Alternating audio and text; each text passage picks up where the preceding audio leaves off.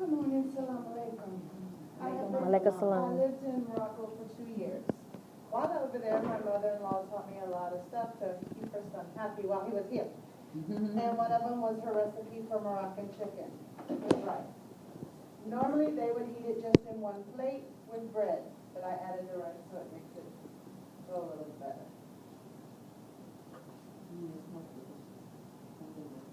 First, you have to gather your ingredients. Over here, you see I have a picture of my ingredients. I have the chicken, potatoes, turmeric, pepper, salt, olive oil, olives, rice, 1 onion, garlic, and cilantro. Over here, you need your utensils that you're going to cook with. The pressure cooker. They usually use a ceramic thing called a tagine. But now, those are hard to cook with and they're hard to come by. So they use a lot of pressure cookers, a sharp knife, a spoon, and a rice cooker. So, after you have all your ingredients, you start with cutting everything into pieces. And normally, they would put a whole chicken in there, but because I wanted it to go around for everybody, I used chicken breast and cut it into pieces. Because like I said, normally they sit at one plate, and everybody eats off that plate.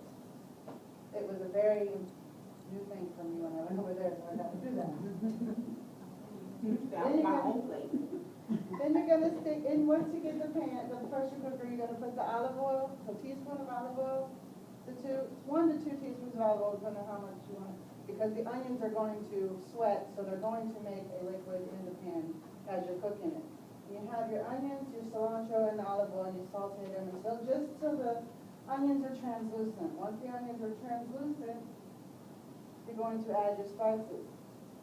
The spices are 2 cloves of garlic, saffron, which is, I use the Goya saffron because it's cheaper. And I use 1 packet of that.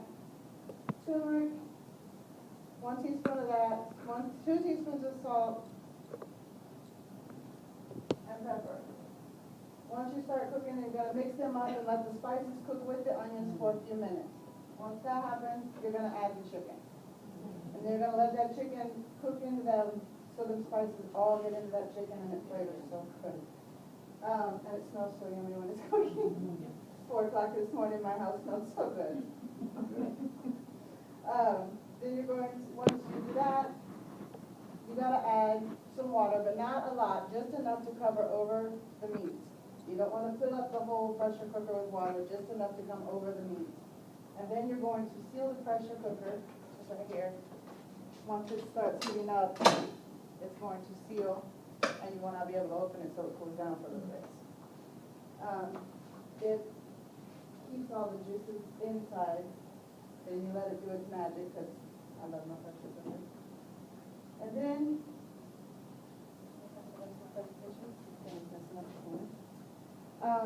once the chicken has had 20 to 30 minutes to cook, if you're using cut up chicken, 20, 30 minutes. If you're using a whole chicken, it's going to take about 40.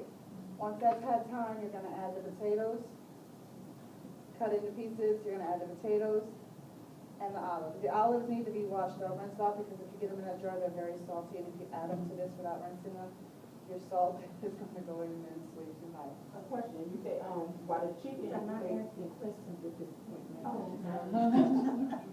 I want to get it in before. And you're going to let that, once you've opened it up, put your potatoes and your olives in, you're going to seal it back up just 5, 10, 15 minutes until those potatoes are soft. Once they're soft, you open it up, and it's all ready, and you put it over the rice, and it is ready